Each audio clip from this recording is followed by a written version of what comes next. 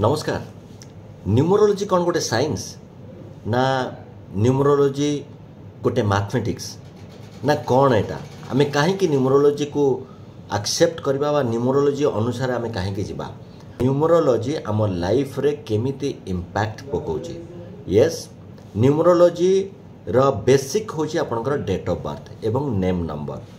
मु तारी ऊपर आलोचना करी मोर नेक्स्ट वीडियो गुडी करे, किंतु आज मु कहि दोची केमिति न्यूमरोलॉजीटा आम जीवन रे इम्पैक्ट पकाउची।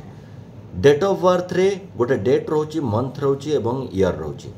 डेटटा जोटा रहिला दैट इज कॉल्ड ड्राइवर एवं सेटा आपणक जीवन 40 वर्ष भितर से इम्पैक्ट पकाउची।